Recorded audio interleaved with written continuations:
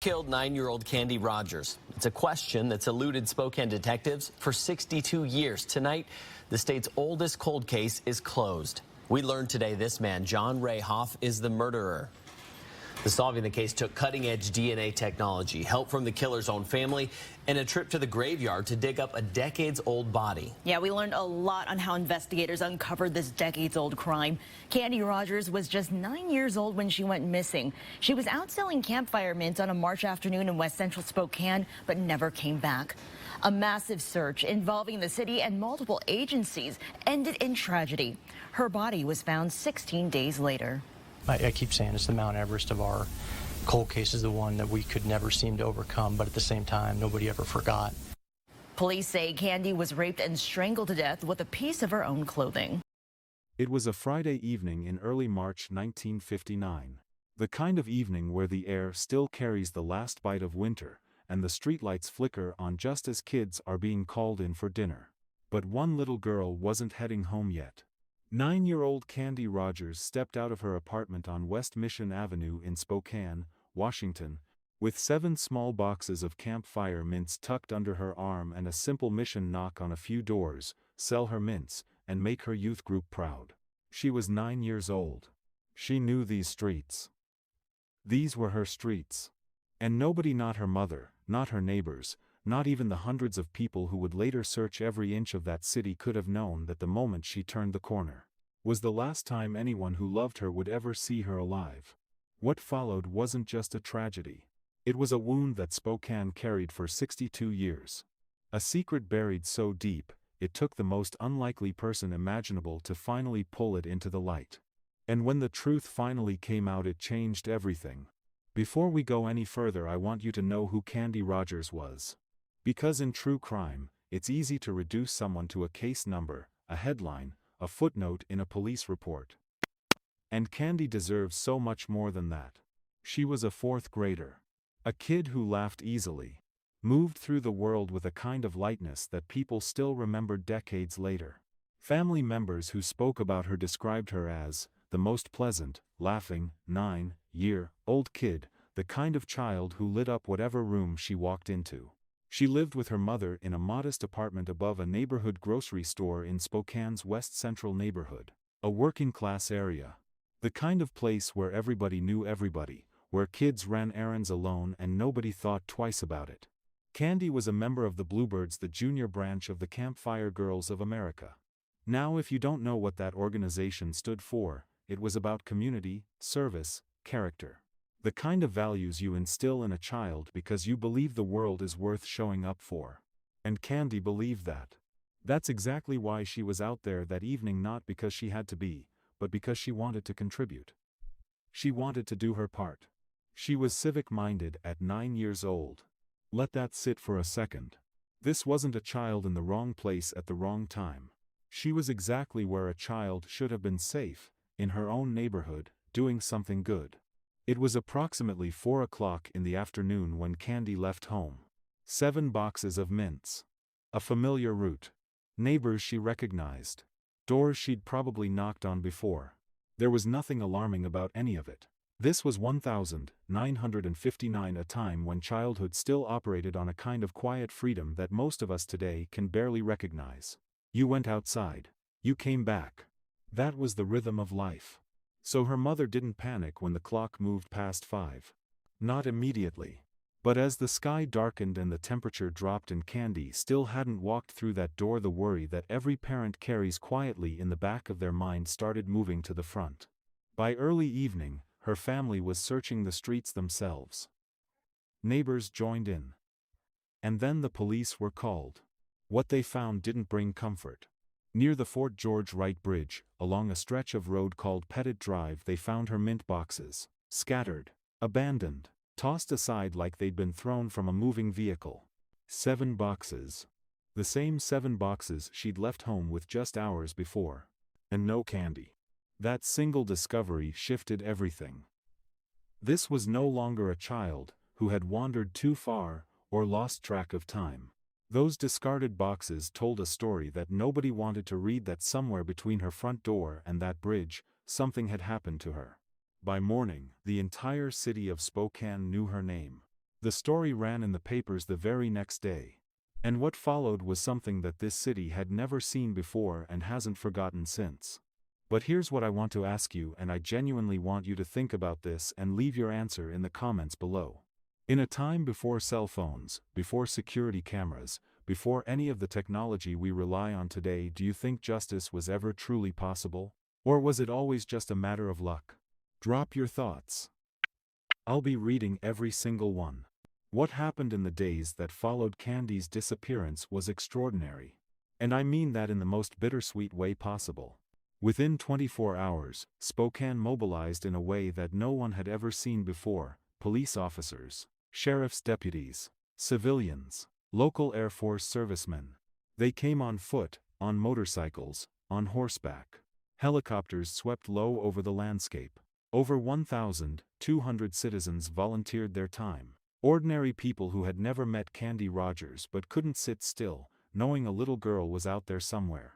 Detectives later said they had never, not once in their careers, received that volume of tips and reported sightings for any case. The entire city had essentially become one massive search party. And yet, on the second day of the search, something happened that stopped everyone cold. A U.S. Air Force Sikorsky helicopter, one of the aircraft deployed to help find Candy, struck a set of high-tension power lines and plunged into the Spokane River. 3 men died in that crash. Airman Marlise D. Ray, Staff Sergeant William A. McDonnell, Lieutenant Kenneth G. Fotek. 3 men who had shown up not because it was ordered, but because a child was missing and they never went home either. Let that carry the weight it deserves for a moment. The search for one innocent life had now cost 3 more. Spokane was grieving in layers, and Candy hadn't even been found yet. For 16 days, the search continued. 16 days of dead ends, of false leads, of a community running on hope that was growing thinner by the hour.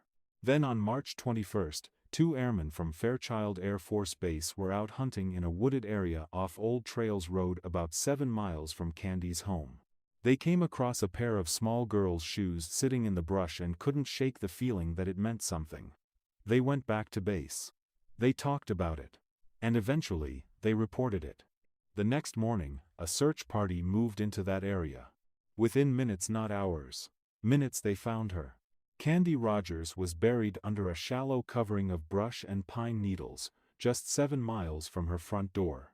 16 days after she had walked out with 7 boxes of mints and a heart full of good intentions. She was 9 years old. I want to handle this next part with care, because what investigators discovered when they found Candy deserves to be spoken about with the weight and the sensitivity it demands. Candy had been raped and strangled. The weapon used against her wasn't something the killer had brought with him. It was her own clothing stripped from her body and used to restrain her, and ultimately to take her life. I'll let that speak for itself. The brutality of what was done to a 9-year-old girl, one who had simply knocked on the wrong door that evening, sent a shockwave through Spokane that permanently altered the fabric of that community. Detectives who worked the case later recalled that it changed the way the entire city thought about childhood freedom. The unlocked doors, the unsupervised errands, the quiet assumption that a neighborhood was safe, all of it shifted after Candy. And then came the investigation. Thousands of tips poured in. Detectives worked around the clock. Individuals with similar criminal histories were contacted and questioned, because in 1959, there was no sex offender registry. No centralized database. No digital footprint to follow. Just witnesses, paper records, and instinct. Several suspects were developed over the months that followed. Each one looked promising until they didn't. Every lead that seemed like it might finally break the case open eventually ran cold. One of the most significant early suspects was a man named Hugh Bion Morse, a known serial killer with a documented preference for grape gum. Grape gum had been found on Candy's body. For investigators, that felt like a thread worth pulling. And they pulled it hard. But decades later, in the early 2000s, DNA evidence ruled him out completely. Back to nothing. Now let me ask you something, and I want you to be honest in the comments. When a system has no tools, no technology, and no answers, how much responsibility does it carry for the justice it fails to deliver? Because Spokane's detectives never stopped asking that question. And the answer, when it finally came, would take 62 years to arrive. Here's something that I think separates Candy's story from so many other cold cases. It never faded. Most unsolved cases from 1959 exist today as dusty files in the back of some archive, remembered only by the families directly affected and the occasional researcher who stumbles across them. The world moves on. It always does. But Spokane never moved on from Candy Rogers. Her case became something that was passed down not just between detectives, but between generations of ordinary families living ordinary lives in that city. Parents told their children about her. Those children grew up and told their children. Her name became a quiet warning, a piece of collective memory that the city carried with it everywhere it went. And I want you to hear this directly, because this detail stopped me completely when I came across it.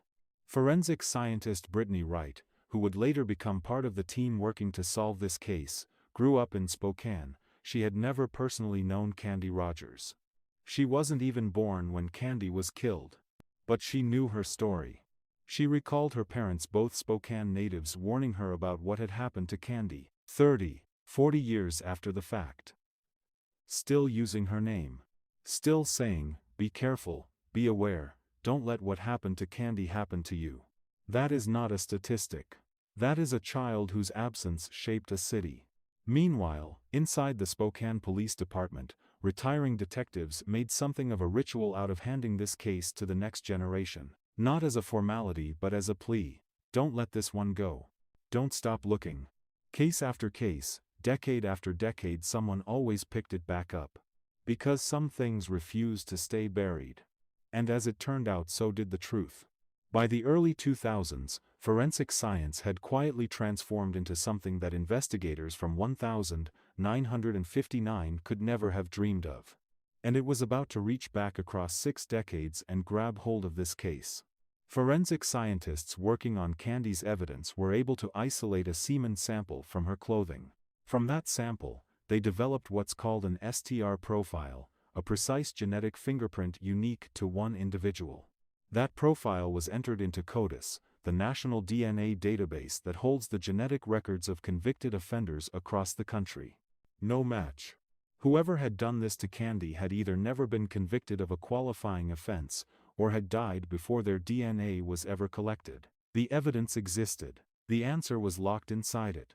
But without a name to attach it to, it sat there waiting. So investigators made a pivot that, even now, feels almost cinematic in its precision. Forensic genealogy. If you're not familiar with it, this is the science of using DNA, not just to identify a person directly, but to map their time's family tree. To find relatives. To work backwards through bloodlines until you arrive at your suspect. And here is where this story takes a turn that I genuinely did not see coming. Investigators had developed a suspect, a man they believed was worth looking at seriously, but he was already dead. So they did something that required both extraordinary courage on their part, and extraordinary courage on someone else's. They approached his daughter. They told her what they suspected about her father. And they asked if she would be willing to provide a DNA swab to help confirm or eliminate him. She said yes. Think about that for a moment. She didn't have to. Nobody could have compelled her. But she walked into that police department over Labor Day weekend 2021, and she offered her DNA voluntarily, knowing full well what the results might reveal about the man who raised her. If you were in her position, knowing what you might be about to confirm, could you have made that same choice? Let me know in the comments. The DNA didn't lie.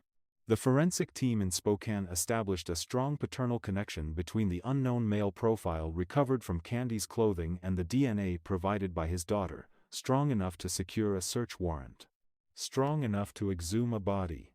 John Ray Hoff was dug up from wherever time had placed him, and the final confirmation came back with a probability that leaves absolutely no room for doubt. The sample from the crime scene was, 25 quintillion times, more likely to belong to John Ray Hoff than to any unrelated person chosen at random from the general population. 25 quintillion. So who was he? John Ray Hoff was 20 years old when he killed Candy Rogers. He had grown up right there in Spokane in the same west-central neighborhood where Candy lived. He resided approximately 1 mile from her home. He knew those streets just as well as she did.